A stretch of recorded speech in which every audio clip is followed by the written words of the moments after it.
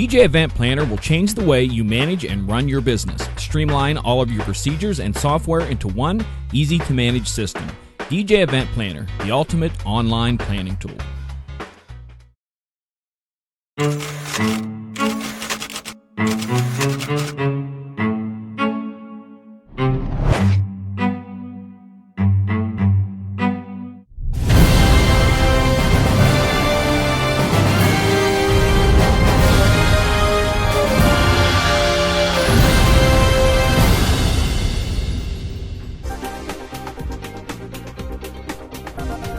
It's time for Tuesday Night Live Chat with Brian S. Red and John Young. Good evening to the second show on Tuesday night. Tonight's reading will be from the book. What book are we talking about tonight? Crap. I don't know. I thought we had a book. Isn't this book? The book, like they throw the book at you. Book club night. We were supposed to be, Ben was motivational and inspirational. We were supposed to be intellectual. Isn't that how it works? All right. Oh, yeah, well, okay, so we'll go to plan B. Right. Let's talk gigs. Yeah. We've been, actually, it's been kind of a busy fall so far for both of us. Yes. You've been out doing some stuff? I had last weekend off, and I was glad I did because I was burnt. I was just spent. And before we get to the type of events, that's actually an interesting thing that you shared that, because we did a few weeks in a row. Yeah. Is it because we're older or because we don't DJ as often? It seems that, after I've done a few weeks, it's like, oh my gosh, how can I you get that weekend off and you're like, how did I manage to do this the last 4 weekends type of thing? Yeah. Is it me, or is this just a sign of we're not 20 anymore? Well, I think when you think about what we actually do, it's not like the old days. And this is something I've been writing about this for my keynote for the mobile DJ meetup in, like, I don't know, 2 weeks, less than 2 weeks. Uh-huh. But anyway, yeah, it's one of those things where it's like, okay, I used to show up and load in and set up and play music and then break down and load out and go home. Mm-hmm. But that's not what happens anymore. There's all these other things I'm doing, and those things can wear on you, especially, the mental alone, trying to process all this stuff and keep it straight with the timelines and the rehearsals and the ceremonies and the names and all of these. It's crazy. Mm-hmm. So, that to me is exhausting. It's the prep. It's all of those things. It's just kind of, it's a lot of work. It's for anybody. I don't care how old you are. It's a lot of work. I think. I think it's more that the mental side of it has changed now, and I don't know if it's because of clients asking for more, or because of us networking and talking to other DJs and seeing other people doing these different things, that we've added more stress onto ourselves to be able to offer and provide some of these services. Well, no one else is doing it. I've said this before. We're kind of the customer service desk of the events industry. Because if there's anything that comes up, they we'll just throw it to DJ. DJ will take care of it. True story. Just like the courtesy counter at your local grocery store. That used to be where, I don't know, you returned items and maybe cashed a check.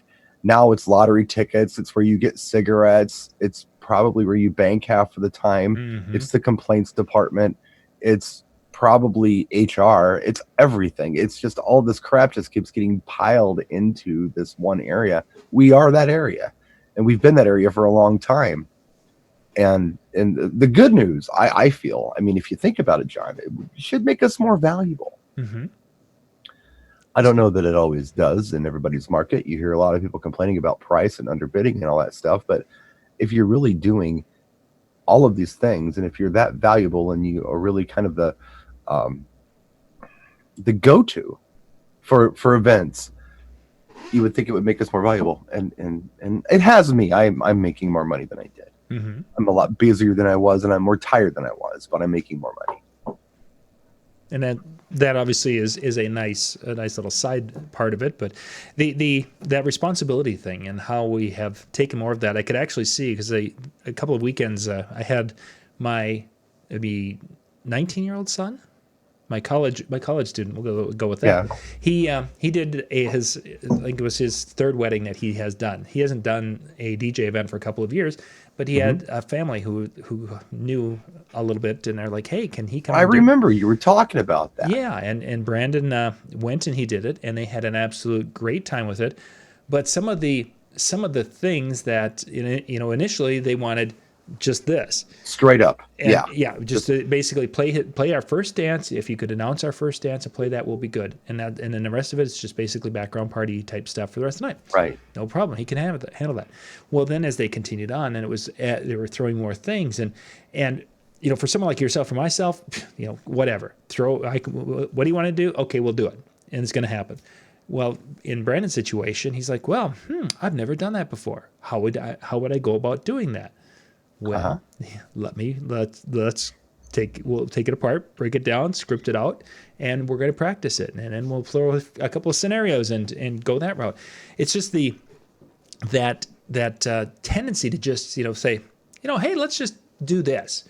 Right. We've seen this before. Let's try this, and I think that just throwing things on our lap and expecting it to fly at a high, with a high level of success is.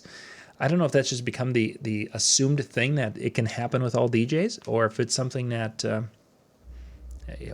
I don't know how it has evolved to that. Because back in our early days, that didn't happen until it would be our first dance, and we're going to do first dance, wedding party dance, because father, daughter, mother, son dances didn't exist back in the day.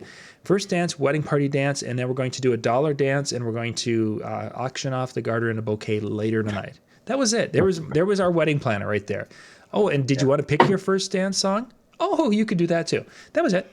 None of the other stuff. And they didn't come up the day of and say, I've got this bridesmaid, and we should really do something fun with her. Could we do? Those things didn't exist.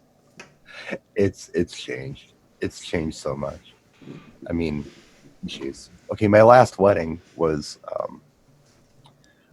I talked about it last week a little bit. My daughter was with me. We did a show, and honestly, that was last week. I can't remember what happened, but what I can tell you is that the weekend before we did the show, I did this one wedding where I ended up wearing a lot of hats. I directed the wedding ceremony rehearsal, and I was there kind of getting everybody organized for the ceremony. And I remember I'm doing all this work. I'm trying to explain all this stuff to people, and I'm trying to make sure they're good with it. Hey, do we need to run through it again? Okay, let's do it one more time. How about a third time? Okay, we're good. And then it comes to, okay, I'll line everybody up. Okay, now I'm going to go play the music and just listen for your cues. You mean you're not going to be here to tell us when to come out? No. I have to DJ this thing. Yes, I've got to be. This is really who I am. I'm the DJ. I just tried to give you some coaching along the way here and tried to help you, with this. I'm sorry if you were too drunk last night to really hear me or whatever, but you're on your own. Mm-hmm. You're on your own. I can't act for you. I can direct, but I can't act. You have to do the acting. So, yeah, it was a lot of work. I ended up being there, I think, for 2.5 hours on the night of the rehearsal. And that was just to get everybody organized together. And some people were late and all that. Sure. Then the next day I was there by, I think, 12:30. Ceremony started at 2. I was busy before the ceremony. And then it was cocktails in another room with another system. And then it was dinner with speeches and toasts and all that. Plus, I had a musician. And then it was going back into the main hall to have the actual reception that went until midnight. And they beat a dead horse on that. We could have ended that at 11. Yeah. But they insisted that we stay until midnight. And they were having fun, but there were only about 15 of them. Sure. Yeah. It would have been nice if they would have left. But they didn't. And they really enjoyed it. And it's nothing but praise on it. But I was exhausted. Not only that, but for both setups, I will add, and this is what really killed me, I think, I was standing on plywood stages. There was no other place for me to set up. It was a very old school banquet facility. and they had these stages there that if you bounce too hard, you could watch all your stuff wobble. Oh goodness. Yep. And you know that just standing on plywood like that is exhausting. I don't know if you've experienced that before or not, but it's tough. Takes a toll on your legs and your feet, and my legs still don't feel right after that night. Yeah, that's that.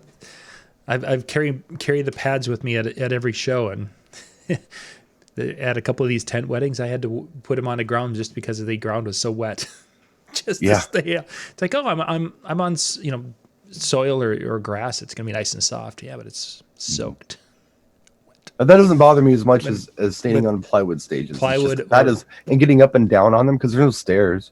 Yeah. So here crippled me is crawling up and down off these plywood stages. Oh, yeah. And that was fun. I did that. Well, let's do the math here. I did it for 10 hours. Ooh, plus with setup and breakdown. That would be the plus part. So, yeah, it was a long day, and that's why I was tired. Anybody would be tired. Yeah, it's not certainly. Because I'm older. It's not because I'm disabled. I think anybody would be exhausted after that event. That is a long day, and that's one of the few things I envy with some of our friends from the East Coast and West Coast when they're talking about, we do a 4-hour wedding reception, and it's like, oh yeah, we do 4-hour dances too. No, 4-hour reception. The guests arrive, it starts, and 4 hours later, it's all done. Yeah, it's like, and it's in sunny Southern California. Yeah, it's and there's no snow or ice or wet. Yeah, it's outside of a vineyard. Everyone's happy, and everyone kisses everyone else, and it's a great. I'm wearing clothing that looks like it should be like an 80s romance novel. It's all puffy and white and nice and dry because no one's sweating, because there's no such thing as sweat or humidity in these places. Yeah, it's pretty fun to hear those stories, and I really feel sorry for those people when they have to do Friday and Saturday events. Oh my goodness. And they're done at like 8:30 or something like that because of noise ordinances. Get out of here. Yeah. Get out of here. It's a bunch of Jay Brennan crap. I don't want to hear it. Yeah, take your wimpy weddings and go. Take your Temecula winery weddings and Actually had an inquiry from a couple for next summer, and it was one of these where, great, let's talk about your timeline of what have you set so far. Well, ceremony has to be at 3:00 in the afternoon. Great. Okay, so then that means you'll be getting to eat about 5. Yep, great. And what time were you guys thinking the dance? Figuring 7 to 11 with that 2 hour about between. Oh yeah, we're going to start the dance at 7, and we want the dance to go till, because they're in a place that has alcohol till 2 in the morning. 2 in the morning. Mm-hmm. It's like 7 till 2 in the morning. So let's just do the math on this, and it's like, you really think you're going to have? Oh, we will have. I've gotten to the point now with weddings that I will, even if we'll book until 11, but we know we're going to go till, it's like, I'm sorry, I'm not the DJ for you anymore. That starts at, because I've got to be there setting up. If getting in there at 1:30, 2:00, set up, and then the guests arrive, at 3:30, because there's that guest that's like, oh boy, ceremony's over, let's go. Well, here's one way you could probably get around that.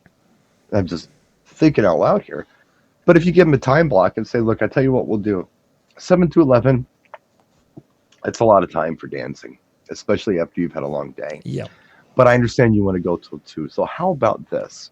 Let's contract this until 11 o'clock, all right? And then you can book me per hour after that for like $250. But you can make that call on site. You don't have to make that call now. You make that call at 11:15, and if you're done, you're done, and we can just wrap it up. But if you want to go longer, we absolutely can. You just pay it by the hour. Mm-hmm. And that way you walk away with a lot more money, and they probably will opt out. And that's, the best case scenario is they opt out, or the even better case scenario is you're feeling it, you go till 2 and you make an extra $750. Yeah, and that would certainly be an option. But I think it's a reality thing. Yeah, I mean, because that 11 is a long time. Mm-hmm. You know that. Now, if they go to midnight, okay, you let it go a little longer. That's still an extra $250, but you're only obligated to go to 11. And reality hits them saying, ooh, you know what? Yeah, it would be really cool to wrap it up about now. We're pretty tired. Or maybe the thing to do is not to go to 2, but to leave here and go to that other bar that's open till 2:30 and party with whoever wants to party with us in the bus that's taking us back and forth to the hotel or something. Maybe that's a better option. I don't know. But they'll realize all this stuff that night. Because in the planning stages, there's no reality here with any of these people. They don't get it. And the looking back to 15, 20 years ago when we were doing weddings, and they would go till 12:01. It was I had more end at midnight than ended at 11 or 10, what have you. Yeah. Which today, let's look at. We would start the dance. It would be the spotlight dances, and once we were done with that, it would be like pulling teeth to get people out on the dance floor. And part of it was because we were saving a lot of the big bangers to play later in the night. And I've gone to a completely different methodology with that. Is that once we are done with that, now we're going to smack them over the head with 2x4s. Exactly. We're going to get them out there and get them active. And it was 3 weeks ago at a wedding. They wanted to go till we were going till 11, and they're like, yeah, we'll probably want to go till 12. And it's like, I think I'm going to have your crowd tired because we're going to start the dance and we're going to be pushing hard from 7 till 8:30, 9 o'clock. You're going to have most of your guests on the floor. Well, they didn't warm up that way the last time at the wedding. Yeah, but we're going to do things differently. They're going to be engaged during the dinner time. They're going to feel like it's a fun thing that they're going to be ready to go when that dance floor opens. And okay, well, let's see. Well, that's exactly what happened. They came, they danced. That dance floor was packed. They were having a great time. And then you get that 10 o'clock thing, and people started doing that thing, and it's like, oh yeah, it's 10 o'clock.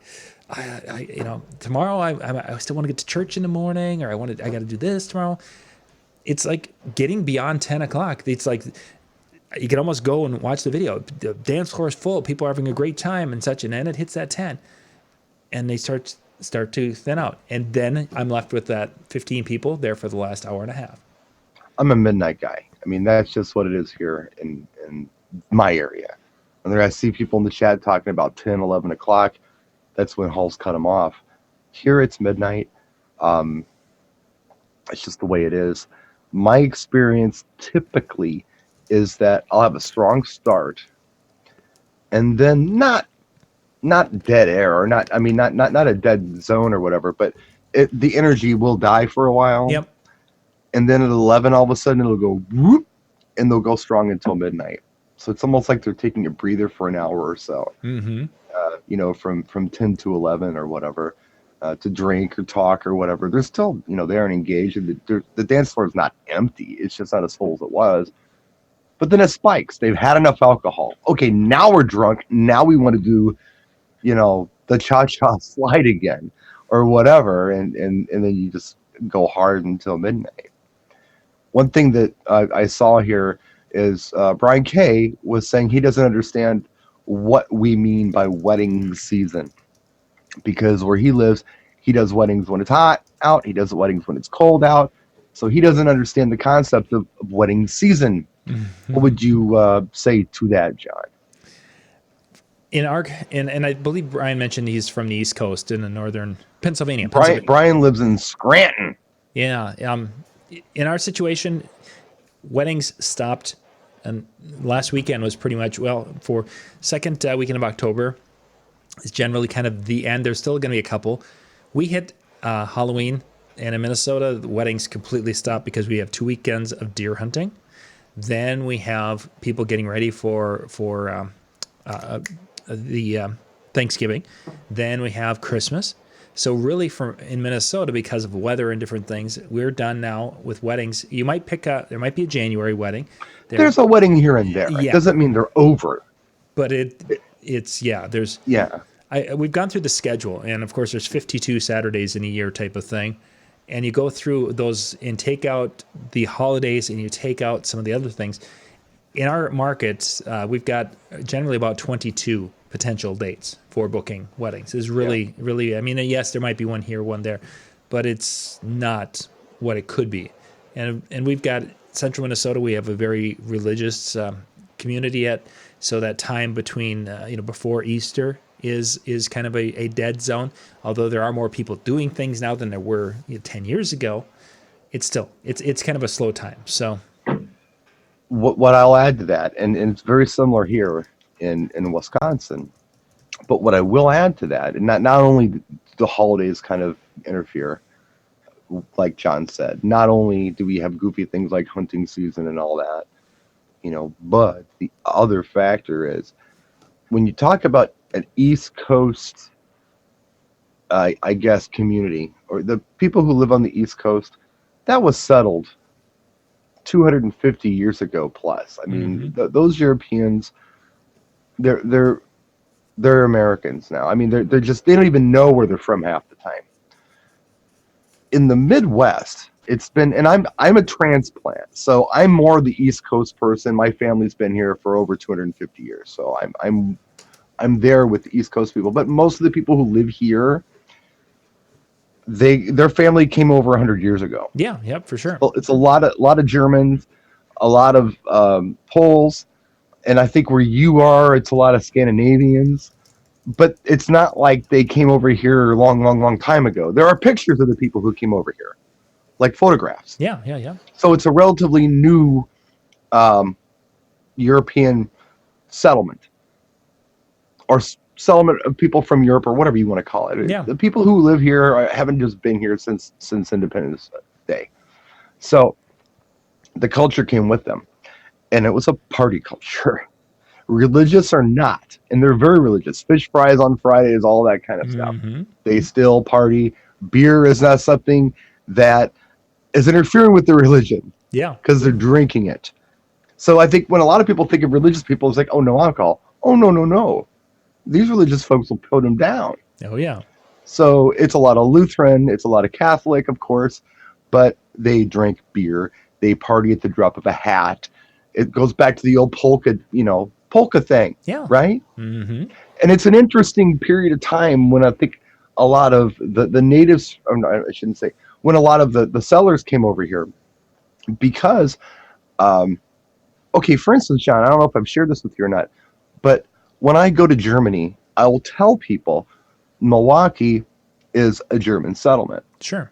It was settled by a guy named Van Buren, and they're like, well, what kind of culture do you have? Like, well, we say, ja, das ist gut. We speak German. We have German street names. We have German architecture. There's German food. And I'll say, and polka. And they're like, polka? We haven't had polka here for 100 years. Like, exactly. But when the Germans came over here, it was 100 years ago, and they brought it with them, and we still have it. Yeah, that we do. So that's our German culture. Although you don't do it anymore. We're not doing BMWs. We're not doing Touch My Monkey. That's not what we do here. We do polka. We do bratwurst, That's our culture. And it's a party, family-oriented culture. It's the even part English culture where it's like the community taverns. They have that in Germany too, where there's like that tavern that the whole family goes there, and you bring the dog too, and it's just where you go. In the days before televisions and radios and things, that's where you went and hung out. We have that still. I mean, John saw it. There's a bar on every corner in my city. Yep. That's where I'm living, and that's who our people are. So we do party pretty hard. So midnight is not weird, and partying is not weird, but there are these other things that people have to do. And when they're done, it's back to partying. And yes, we do weddings in January. We do weddings in February, in March.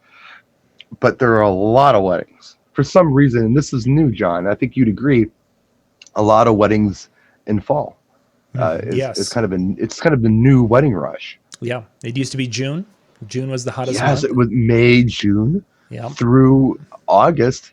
But now it starts in August and it wraps in October. Yeah. Or early November, depending on where you're at. Certainly. Yeah.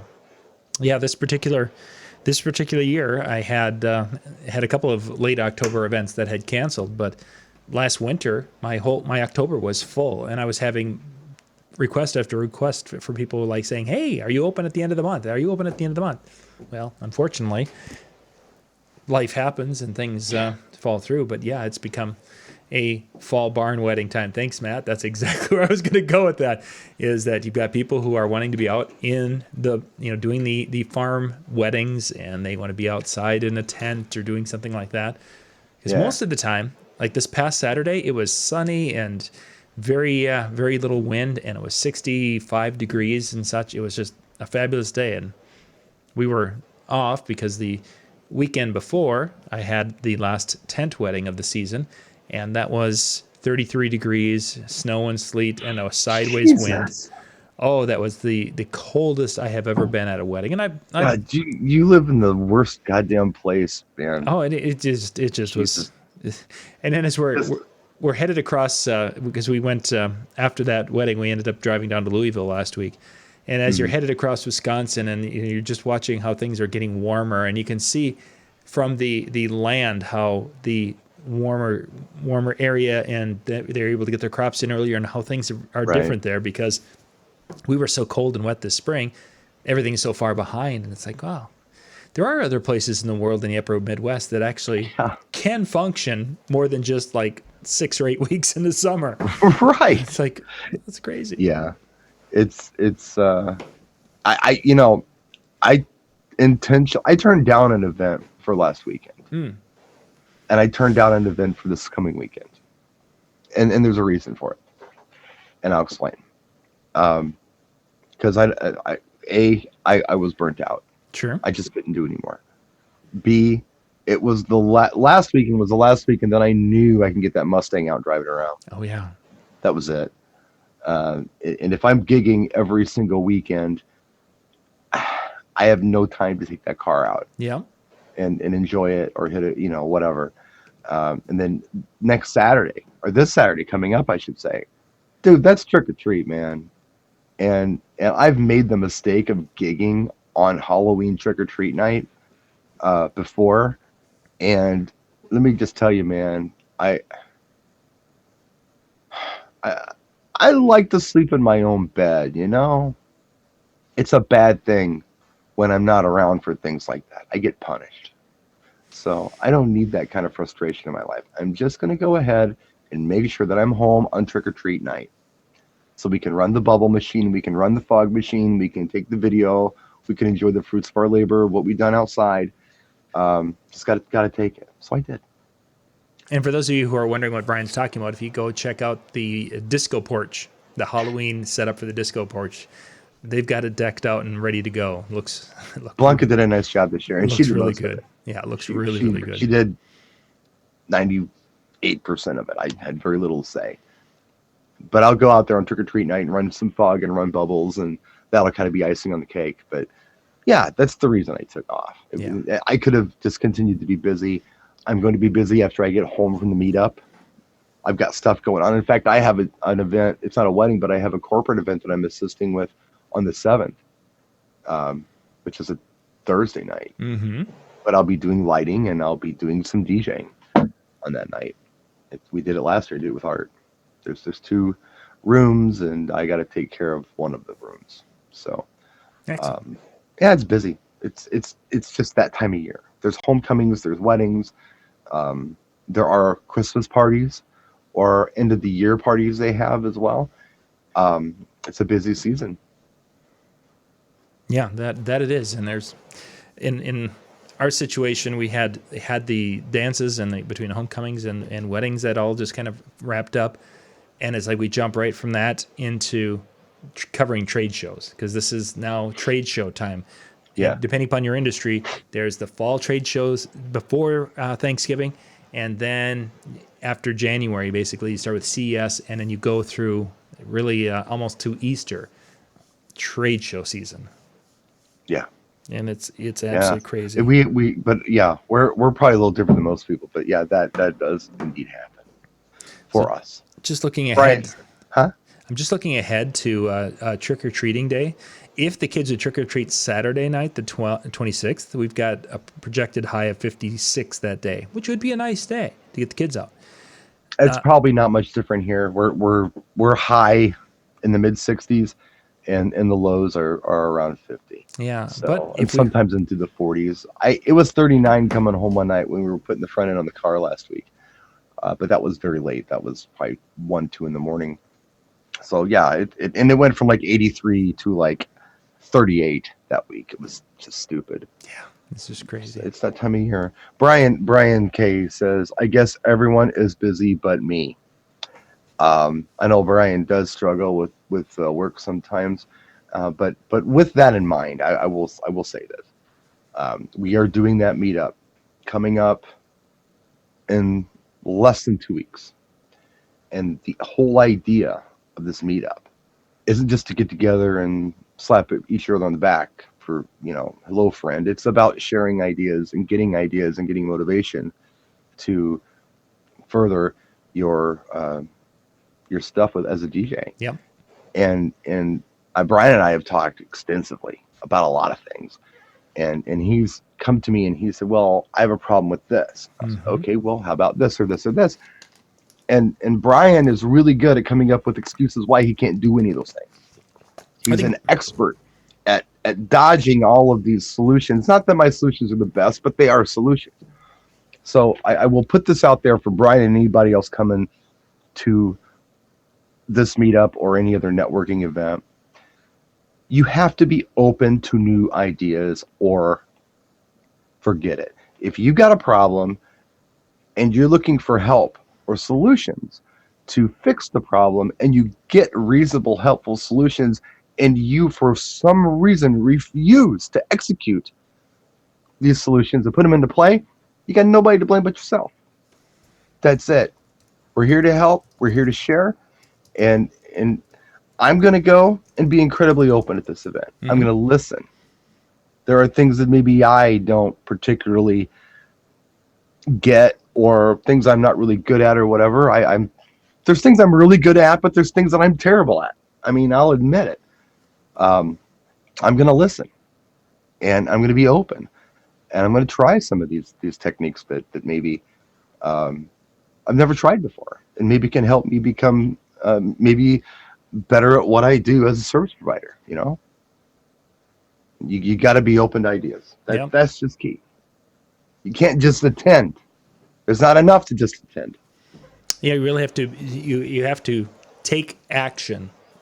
You you absorb, you modify the ideas in your head to what would be a better fit for you, because you can't just copy something wholesale, because if you don't have a level of ownership in the idea and make it your own, you're going to be a really, excuse the language, but you're going to be a half-assed copy of somebody else. I've seen people go to Mobile Beat before, and they bring their partner, or when I say partner, business partner, or maybe their kid. Maybe they're doing this with their kid or whatever, and they go to Mobile Beat for the first time, and they attend all the seminars and this and that, and at the end they're like, I just didn't get anything out of this. It wasn't worth it. I was promised that I'd be able to improve my business, and I don't see it. You got to put the stuff into play, man. You can't just attend. This isn't like at the end of the event you get a certificate that you attended and that's going to do something for you. No, you got to apply this crap. You have to. Right. You pick and choose. It's not everything's going to work for everybody, and I totally get that. Totally get that. I have been somebody who has been a very harsh critic on extras lately. Anything extra to me is a chocolate fountain. I want nothing to do with it because I got enough on my plate. And a lot of people are not with me on that. A lot of people swear by the extras and swear by the add-ons and swear by these other things that have nothing to do with DJing but bring them revenue. I just don't have any interest in these things. But that doesn't mean that these things aren't valid and people can't make money at them and people don't want them, and somebody else could be very happy, doing something like this. It's, some of this is opinion, of course, and it's all just, how do I want to say it? There are, a lot of roads that lead to some type of success with what we do. You don't always have to take my path or John's path or anybody's path, but you got to take some kind of path. And if you don't know how to get there and somebody tries to hold your hand and drag you there, don't fight them. Let them help you. But I think that's human nature, though, Brian, that we're going to we're going to argue for our limitations, and that's we see that a lot. I mean, we've done it ourselves. Is that Yep. that Oh yeah, it's I've done it. Sure. it's easy to do, and I it's think Scott Favor said, and I credit him for it. And he says he's not the guy who said it, but he says if you argue for your limitations, you get to keep them. yes, Yeah.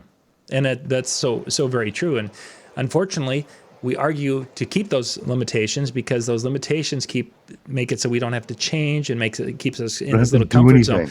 We don't have to do anything, and we get what we've gotten before. And to a point that lack of change is scary for a lot lot You know, putting yourself out there where you have to go out there and you know, live and die on your skills and ability and success or failure.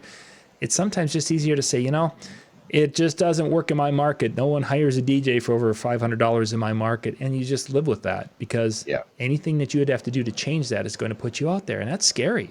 And I get that. It can be a very scary situation, but if you can get through that and you can push through to grow, implement ideas, learn new things to bring to your game, you know, the sky's the limit, truthfully. I mean, you hear DJs from across the country who are in small little markets who are doing very, very well. It may not be a full-time job that they're doing this. They're not bringing in $100,000 a year, but you know, Reggie's a prime example of a success story of Reggie who's gone out there and he's hustled and he's implemented a lot of ideas, and now he's made himself into a situation where he's bringing in some nice side money to their household, which is absolutely fabulous because that's what his goal was. So it's just it's a strange business we're in. I will say that. But what I will also say is that, you know, I can look at things a couple of different ways. If something new gets thrust upon me with what we do, we've been talking about this today, with, you know, the directing of wedding ceremonies in my case, and the extra long events and the extra hours and all of these things. You know, that's a lot of stuff for one guy to handle. Yep. I got phone calls today from people I know in this industry, and I just couldn't take them. I looked at the caller ID and I just said, I can't do this today. I got too many things to do. I can't talk to this person. And that's no offense to them or disrespect. In fact, it's respectful for me not to answer the phone because I genuinely don't have time for them. Right. But if something came up, and I don't know what it would be, if there was a service or if there was a technique in helping me serve my clients better, and I'm looking at all the time that I'm spending doing everything that I do every day with what I have on my plate right now, and I say to myself, you know what, I don't have time for this. I can't deal with this. I don't have time for it. That might be my initial reaction, but what my reaction should probably be is, how could I make time for something like this? What can I do in my schedule, in my life, to rearrange things where I can make time for this thing that looks like it's pretty valuable? Maybe this is the thing to do. That's the right attitude. You know, I don't always have it, but that's really the way to look at things sometimes, I believe. Just be positive and try to make it happen for yourself when you can. So last week at the event in Louisville, calls are coming in. Calls from DJs are coming in. And the number of times last week that I looked at that phone and did the same things, like I just can't deal with this person right now.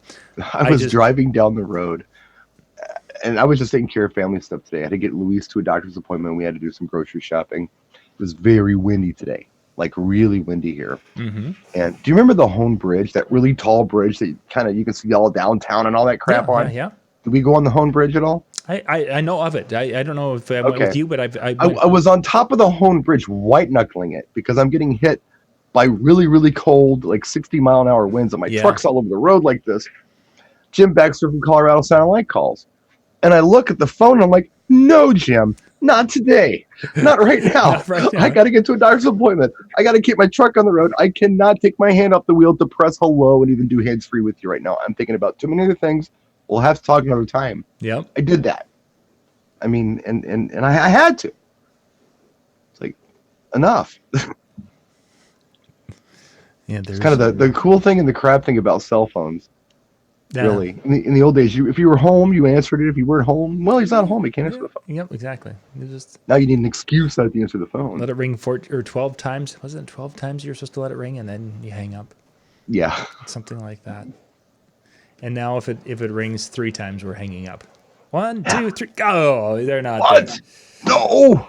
They're not in tonight. Oh, yes. So we'll be in 2 weeks from yesterday.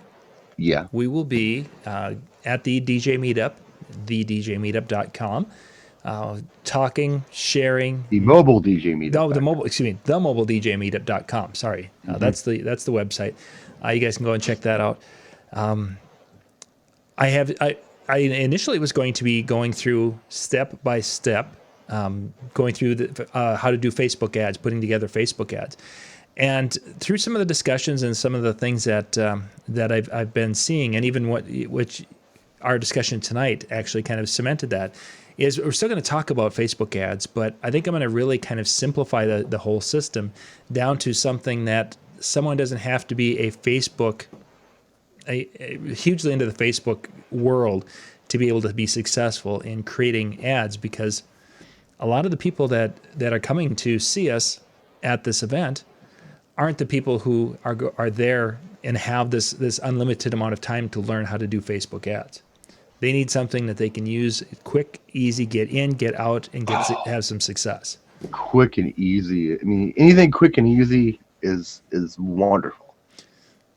And with the marquee show in July, I went through the in-depth part, and you guys can go check that out. It's there.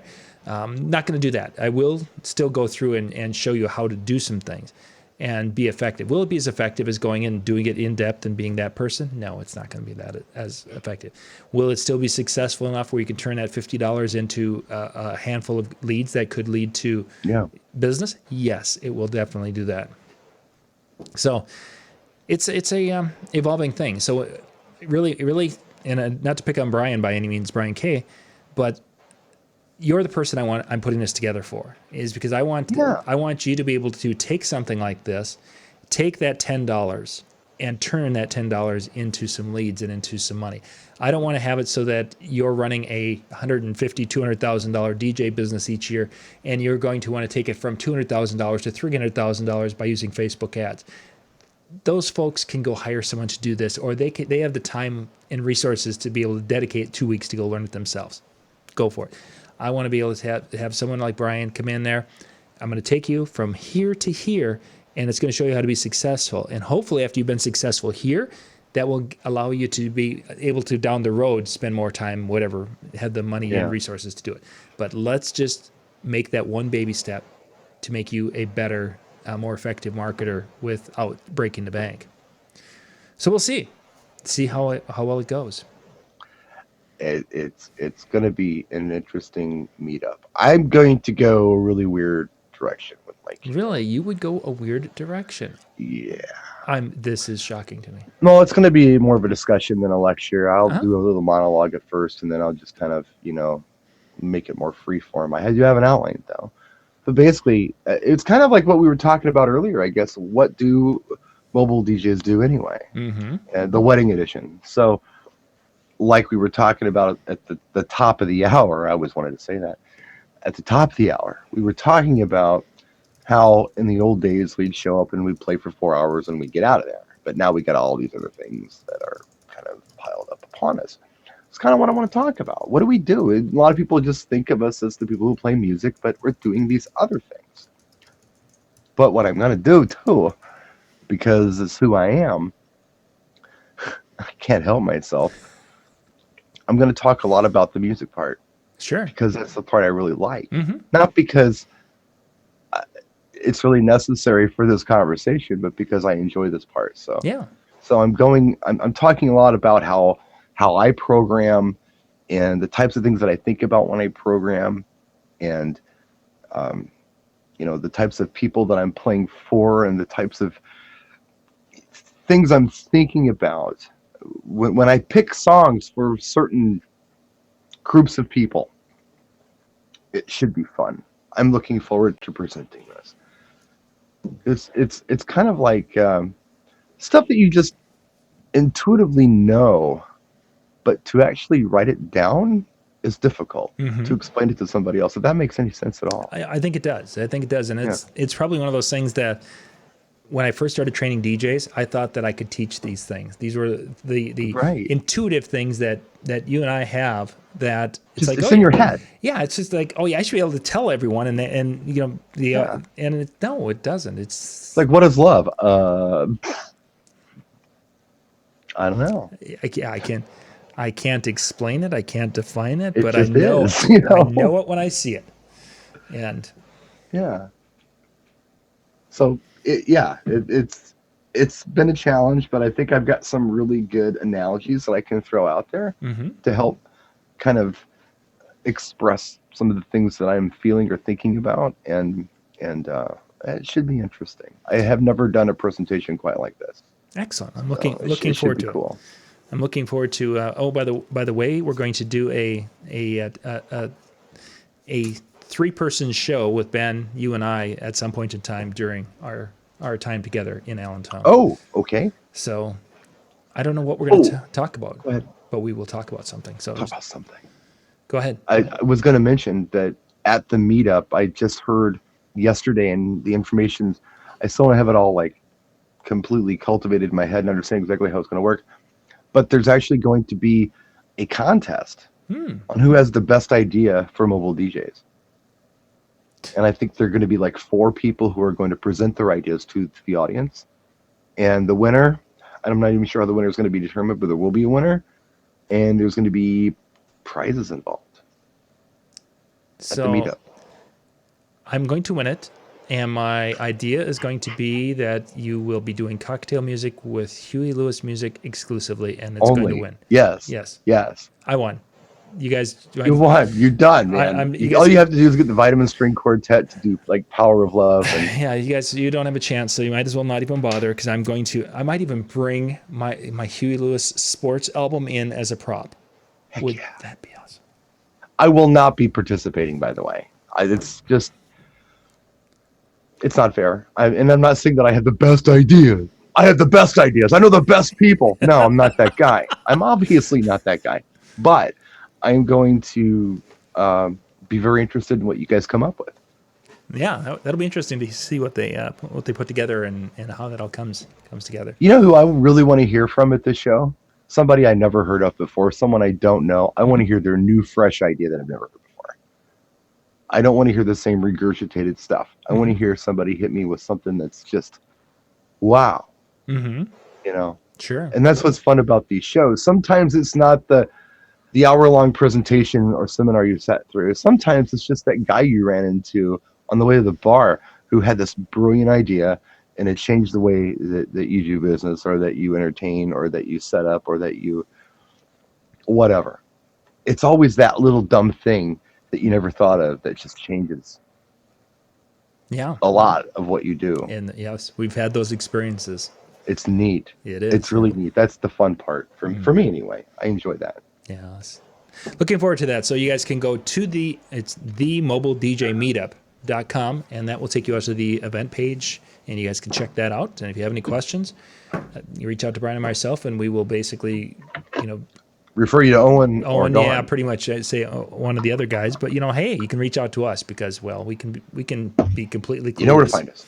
Yeah, we're easy to find. So, well, Brian, let's wrap things up. Thank you guys for being with us across the internet tonight. I had a nice crowd, nice chat room, and next week, Brian, Tuesday night is going to be kind of the open night. So we'll figure out exactly who's going to be chatting and how we're going to do that. But yeah, it's more of an open chat week, and because we're at the end of the month.